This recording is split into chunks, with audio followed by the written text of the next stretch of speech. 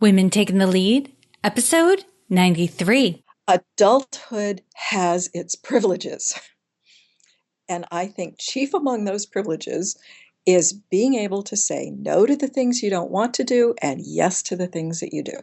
Hello, my name is Jody Flynn and welcome to Women Taking the Lead, where we are all about creating blasts of inspiration to help you overcome self-doubt so you can lead with confidence, integrity, and a sense of humor. Head over to womentakingthelead.com to get the solutions to your top 5 leadership challenges. Now, your future awaits, so let's get started. Hello, everyone, and thank you for joining us today. I'm here with Felicia Knight, who is president of the Knight Canney Group, a strategic consultancy based in Portland, Maine. Previously, Felicia worked in Washington, D.C., where for 5 years she served as Director of Communications for the National Endowment for the Arts, and for the prior 5 years as Director of Communications for the United States Senator Susan M. Collins of Maine. Before that, Felicia Knight enjoyed a 20-year career as an award-winning broadcast journalist in Maine. Felicia, I am very honored to have you on Women Taking the Lead, and I know that's only a little intro about you. It's just such a small part of your world. So tell us more about you and your own beginnings. Well, thank you for inviting me to be on, Jody. My own beginnings are, I guess in your words, humble. Yeah. I grew up on a produce farm in coastal Maine.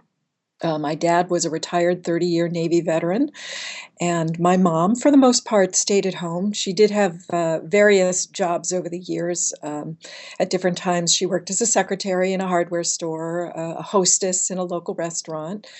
For a while, she operated her own yarn shop. Unfortunately, I did not inherit her talent, but my mother was just amazing with a pair of knitting needles and a crochet hook, enough so that she could teach others, and she opened her own store. Wow. I just never quite had her knack. And then later, when I was in high school, she had the position, she was kind of famous along the Maine coast as a marine telephone operator. She had a following among the summer yachters and the fishermen and all. And I actually did that myself for a part-time job while I was in high school. But we did not have a lot of money when I was growing up. My parents were, however, really hardworking people, industrious. And after he left active duty with the Navy, my dad, over many years, 9 years actually, held down numerous jobs and went to college to get his teaching degree. He had a number of blue-collar jobs, oil burner repairman, plumber, well driller. And as I said, it took him 9 years, but eventually he graduated from the University of Maine with a degree in elementary education. And for the last 20 years of his working career, he was a third-grade teacher. So, we were a very modest middle-class family, and not a lot of money there, not a lot of country club dinners or anything like that, but just a wonderful, wonderful childhood, I thought. It sounds amazing. And your parents, my goodness, I'd love to sit next to them at a dinner party and ask them questions about their life. They sound wonderful. Well, it's even more interesting considering they were married for 53 years before my mother died, but they got married the day after they met. What? Yep. I'm not making it up. It is the best story. And of course, my mother, a very small, petite, but ridiculously strong Italian woman, used to say to me, "You pull anything like that, I will break your legs." So. Oh my goodness. I love to get coffee with you sometime and hear the whole story. That sounds crazy incredible. Yep. Well, Felicia, you've definitely had success in your life. My goodness, your resume is outstanding. Coming from humble beginnings to be where you are now, and you've definitely gained confidence. But take us back to a time when you were playing small and you may not have realized you were undervaluing yourself at the time. Share with us the story and the lessons you've learned. Well, let me preface this by saying confidence is an issue not only for women, but for many, many adults who it takes a long time to figure out who you are and what you have that is valuable to give to others. And there were many moments like that along the way, and many moments as a woman coming up in a predominantly male profession.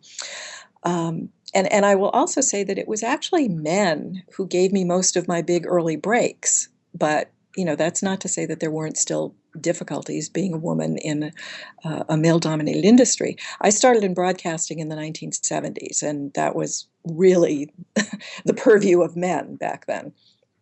But it was a man who first hired me. It was a man who saw potential for me to do more than what I was hired for. It was men who promoted me and even mentored me.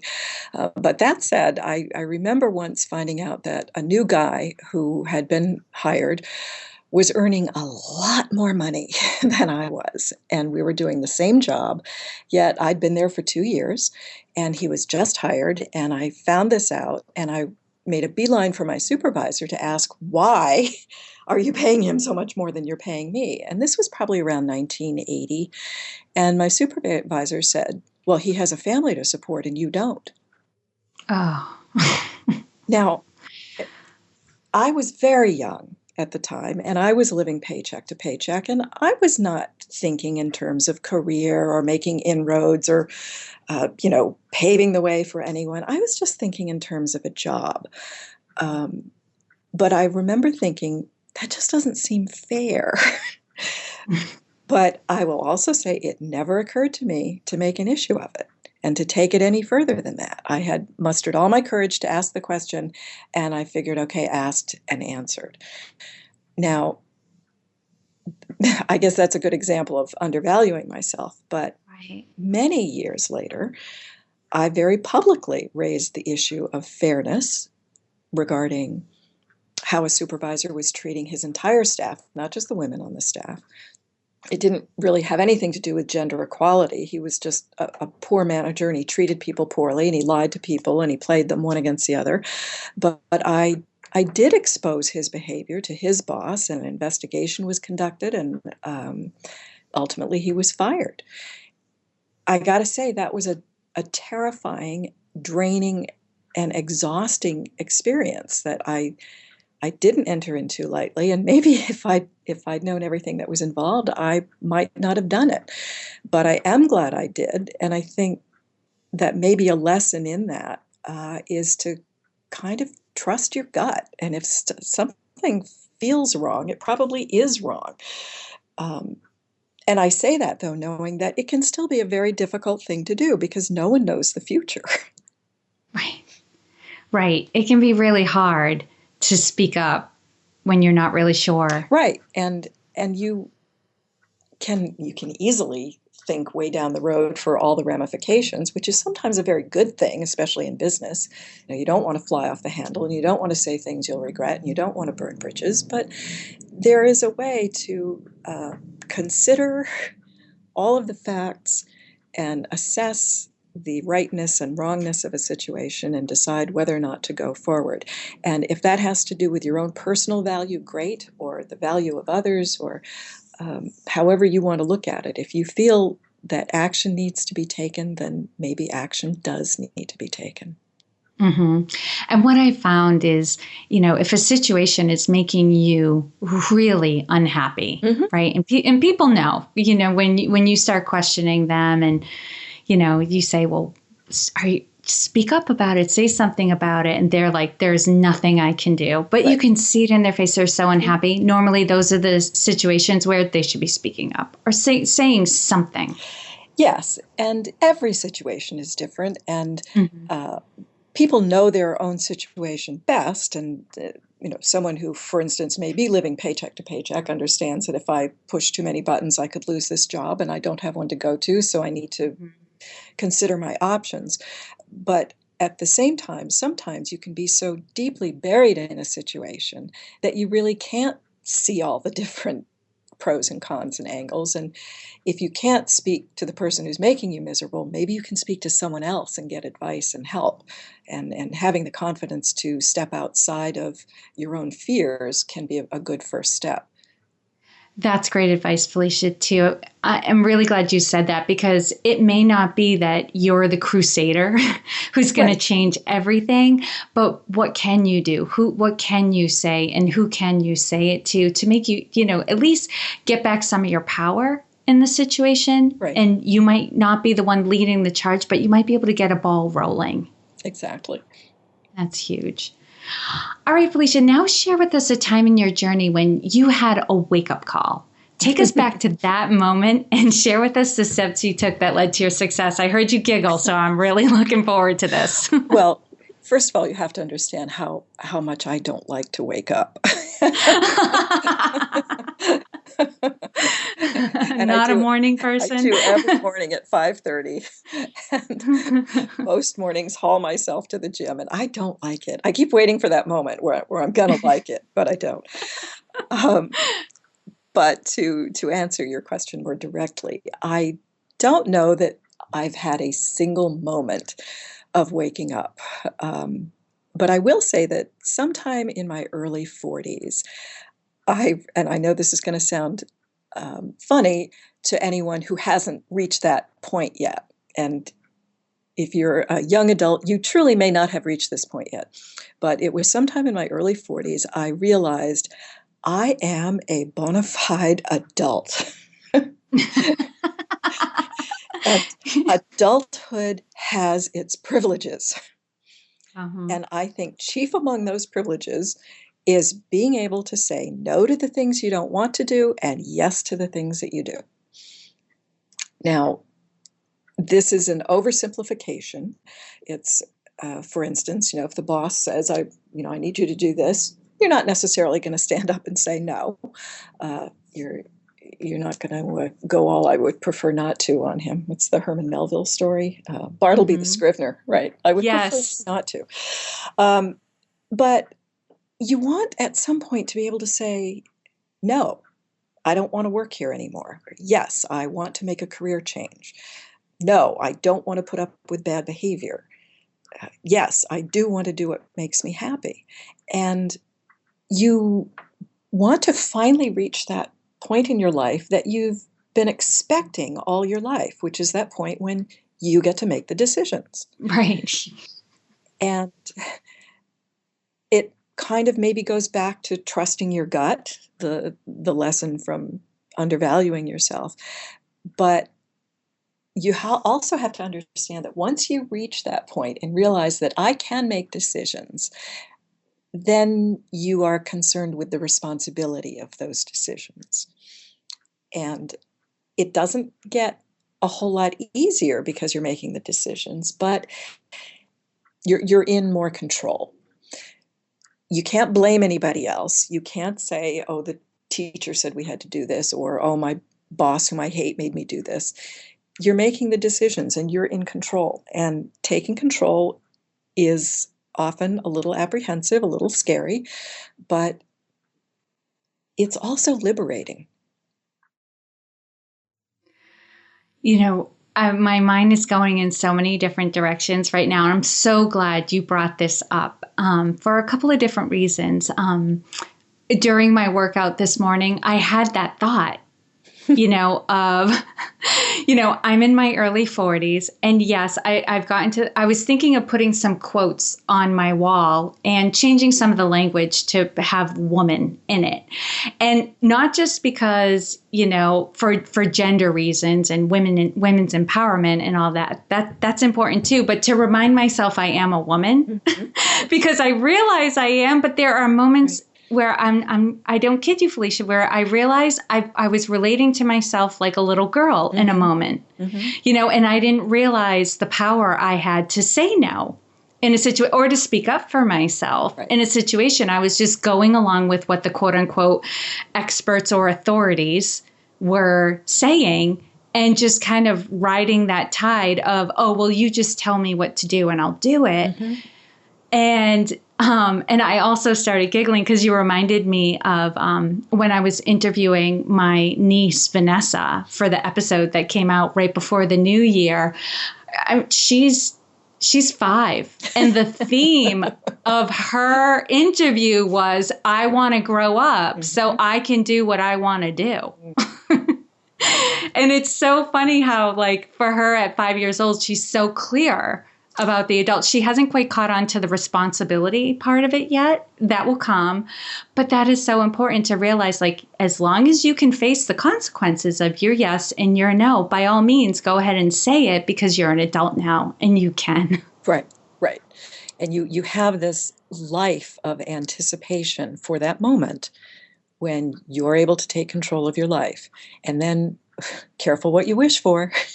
Right. Because once you do, you're responsible. And I actually had a conversation with my brother the other day. We're all getting older, and our dad just turned 90. And I looked at my brother Bob. I said, sometimes I just miss my childhood because everyone took care of you, no responsibility. Yeah. But, adulthood has its upsides. Definitely. Absolutely. There are sometimes I miss, being able to, the freedom of childhood where, Yes. So many things were not weighing on your mind. And you had, like, sometimes I feel like my life is a deck of cards that I built up, and I'm afraid like a strong wind is going to blow it over. And I remember as a child, figuratively, you only had the first level or two built up. So a strong wind wasn't going to knock it over. But yeah, it is really important to know exactly what you can take responsibility for, what you're willing to take responsibility for, and can you live with the consequences of your decision. And I found Anne, I love how you emphasize, like, it's getting to know what that is for you. Mm-hmm. What that responsibility is, because when you are more clear on what you can and cannot live with, you can make those decisions. So, for example, my father's somebody he's an introvert, and he's loving in relationships, but he has no problem saying, no, I'm not going to get together with everyone this week. I don't feel like it. Right. And he can live, but he can live with it. Right. Right. It suits him and he can live with it. He knows himself well enough that that's not going to wake him up in the middle of the night feeling bad. Right. But for my mom, that probably would. So it's things like that, getting to know what you can and cannot live with, what your values are. So then you can give a clear yes or no, or whatever it is you need to say or do in the moment. But those are the privileges of adulthood. That's really great. And Felicia, what I want everyone to get is there is no one way to lead. We are all going to lead differently, and that is a good thing. So how would you describe your leadership style? Okay. Do I have an actual leadership style? Well, you'd probably have to ask those whom I have led. But I would say that I hope that I listen to people, and I hope that I treat people with respect. I think it's important to try to understand other points of views, and I have been micromanaged before and I didn't like it, so I try very hard not to micromanage others. But it really did take me a while to learn to delegate. But I got to tell you, once I did, my life changed. It's just getting to that point where you can trust that other people can do what you're asking them to do. And I do admit to a low tolerance for a lack of attention to detail and things like missed deadlines. But I really do try to be encouraging, because I've also worked in environments where managers believe that the best way to motivate people is through fear and intimidation. Yeah. I don't find that productive. I think that, constant haranguing and badgering and no respect for private time is really not the way to go. And I worked at a place once where a coworker had taped up one of those signs that said, "The beatings will continue until morale improves." And, very dark humor. We all got a charge out of it, but it was sadly true. And that's the kind of thing that can be successful in the short term. And I think that's where a lot of managers and leaders go wrong, because they do get some results in the short term. But if you want people to stick around and you want people to grow and feel like they want to help you succeed, that's not the way to go, I don't think. I think a good leader knows how to be in charge, but also knows how to mentor, and maybe even the really good ones know how to inspire.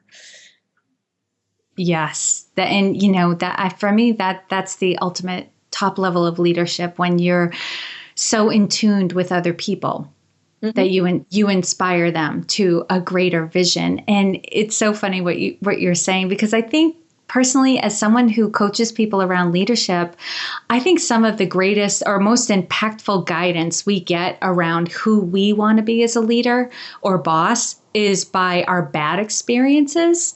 The ones where we say, I will never do that to people. Right. I will not be that person. And that guides us to go in the other direction, because we're so clear about who we don't want to be, that we start working towards and building up our skills to be not that. I mean, it sounds negative, but it actually inspires us to, like in your case, to be more in tune with people, to mentor them, to be a resource to them. And I would say probably one of the things that makes you great at delegating is you seem like you have the patience to train somebody. And I could be way off. It's so kind of you to say that. I will make a full confession here that I only truly learned to delegate because I was finally put in charge of so many people that there was no way that I could basically do it myself. Do it all. And I had to realize that at the level at which I was working by then, these people aren't beginners. These people are here doing the job that they're doing for a reason. It's because they're good at what they do. So that in itself was reason enough to just relax and let go and realize that each person there had a position and had a job to do in an area of expertise, and it was up to me also to let them do it. That is, and that's a skill so many people struggle with. So in a way, it was a blessing that you were in an environment where you were forced to do it and do it well. Yes. You had to get good at it. and the other thing that gives you the opportunity to do, which is surprisingly fun and feels good, which is to give other people credit for their good work and good ideas. And if someone else is working hard to make your department look good or make you look good, then for heaven's sake, acknowledge it and they'll keep doing it. And Felicia, what is one thing that you're working on right now that you're really excited about? We have a number of things that we're doing that we really enjoy. I would say one of the things that's exciting, it's exciting for us to work on it, and it's exciting for the city of Portland, is there's a new enterprise in town that opened up late last summer called the Portland Science Center. And we handle the media and public relations for them. And there's no venue like it in the state of Maine. And we're very excited. They've come to Portland. They're right in the old port, so very popular, lots of people going in and out. And it's a science museum, basically. And their opening exhibit was Body Worlds, Gunther von Hagen's Body Worlds, which is the most, I think, the most well-attended museum exhibit in the world. And they brought it to Portland, Maine. And that has since closed, but they're going to open up in another couple of weeks with Space, which is an exhibit that was partially curated by NASA, and something called Robot Zoo, which is going to be very exciting for younger kids to go through. So I really like working on that. I like that they brought something new to the state of Maine. I like that it has an educational component, and it brings even more people into the Old Port area, and it's exciting all the way around. Oh, you've already given me ideas to be emailing family like, hey, this exhibit's coming. You should come visit me. Yes. There are so many things in Maine that I can float to family as a lure, like come visit me, come close. And that must be incredibly fun and exciting to have a hand in promoting a lot of the great things that are going on in Maine and in the Portland area. It is. And we do a lot of different kinds of things. So I don't think we ever get bored with what we're doing. we had been working also with the American Academy of Arts and Sciences down in Cambridge, Massachusetts, working on higher education policy, and we worked with the New England Cancer Program for a while. We're kind of all over the map, literally and figuratively. Right, very diverse and geographically spread out too, yes. Which is really great. And that's what's so great about technology these days and online communications is that you don't have to be, you're not location rooted, exactly. I guess. Right. We've had clients all over the country, actually some internationally. We had done work with Cirque du Soleil a number of times, an arts organization in Minneapolis that was bringing tours of Middle Eastern artists throughout the country. So we're very diverse. Very exciting. All right, Felicia, now I'm going to do a quick leadership roundup. So tell us, what is one practice that you have that helps to make you a better leader? I think I'd have to return to a couple of things that I've mentioned already. Listening, especially, trying to see things from someone else's point of view, especially if you're encountering any kind of disagreement, whether it's with a client or within staff. I think sometimes how passionately I may feel about an issue or an approach, and I have to understand that this person who disagrees with me feels equally passionately. So we need to find some common ground here and go from there. So I think listening and that realm is very important. And also, as I mentioned, crediting people with good work and good ideas. Yeah, such a boost to other people. Love that. And what is one book that you would recommend to a woman to help her develop her leadership? Well, this may seem like an unlikely title because it's not a self-help book or a how-to book or a business book. The book is Team of Rivals by Doris Kearns Goodwin. And this is the story of Abraham Lincoln's presidency. And it's a life lesson in everything from office politics to team psychology. I read the book Lincoln on Leadership, and they did some of that in that book too. I cannot remember the author. It's killing me, but what a fascinating man. And in terms of, go ahead. He definitely took to heart the point of view that one person and one party does not have a corner on the market of good ideas. And he peopled his cabinet with people who were his rivals. And with the exception of one of them, they all grew to admire and love and trust and respect him. Such a great story. And Felicia, what advice would you give your younger self? I would tell myself to pay attention. Life goes by so quickly, and the average life is made up of many, many, many small moments, not the big ones. You're going to remember your wedding day or your high school graduation or your college graduation, but pay attention during that camping trip or that ordinary family dinner and appreciate what's right in front of you. Oh, and start a retirement fund. Sage advice, both points. Yes. That part about life going by quickly really hits home when you realize, oh my God, I actually am going to have to retire at some point. I have to think about this. Yes. And it's easier to pay attention when you're not stressed out. Yes, it is. It really is. All right, Felicia, share with us a success quote or a mantra that you have and why it has meaning for you.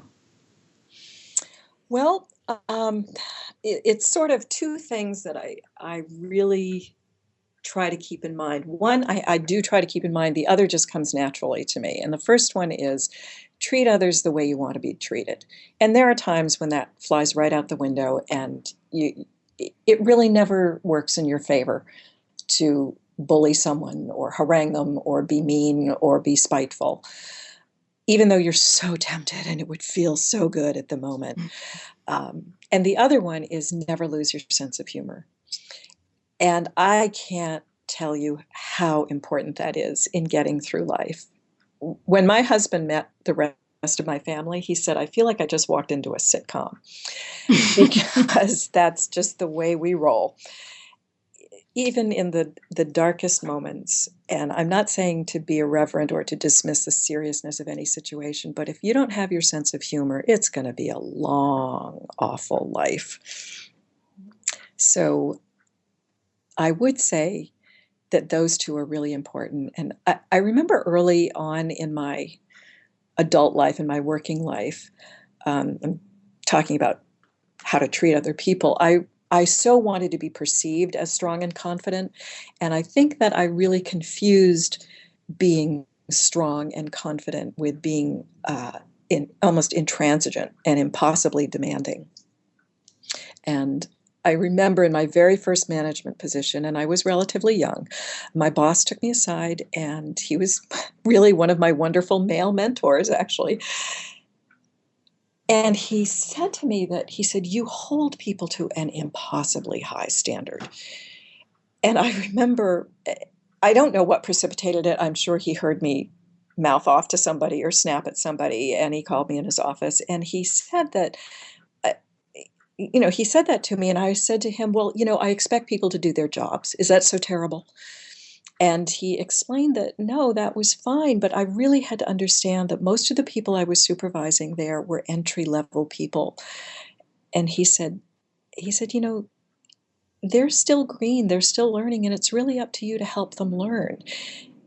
And he said, no matter how far up the ladder you go, and no matter how accomplished the people around you are, everyone, including you, should always be learning. So have fun with that and treat people a little more kindly. And I was really pretty lucky that someone took me aside and said that to me at so young an age, because I probably could have just continued on masking what I'm sure was insecurity with what I mistakenly thought was strength. What a blessing. Mm-hmm. To get that. That is so great. And lastly, Felicia, what is the best way for this community to connect with you? I would say probably try LinkedIn or Twitter. I'm on Twitter at Felicia Knight, and you can look me up on LinkedIn. I have your LinkedIn link. And for those listening, you can find all the links and resources shared in this episode at womentakingthelead.com, or you can use the short link, which is womentl.com. And Felicia, thank you so much for taking the time to inspire and enlighten us. We are all better for having met you. Oh, you're very kind. Thanks, Jody. Thank you for joining me on Women Taking the Lead. Were you inspired to take some action today, but maybe don't know where to start? Or maybe you have so many great ideas you can't decide where to focus your attention. Don't let stress or overwhelm stop you from having the career, the business, or the life you want to live. Head over to womentakingthelead.com/coaching or use the short link womentl.com/coaching to sign up for a consultation with me. And to strengthen you on your leadership journey, I'd like to send you off with a quote from Marianne Williamson, so here goes. Our deepest fear is not that we are inadequate. Our deepest fear is that we are powerful beyond measure. It is our light, not our darkness, that most frightens us. We ask ourselves, who am I to be brilliant, gorgeous, talented, fabulous? Actually, who are you not to be? You are a child of God. Your playing small does not serve the world. There is nothing enlightened about shrinking so that other people won't feel insecure around you. We are all meant to shine as children do. We were born to make manifest the glory of God that is within us. It's not just in some of us, it's in everyone. And as we let our own light shine, we unconsciously give other people permission to do the same. As we are liberated from our own fear, our presence automatically liberates others. Again, thank you for joining me, and here's to your success.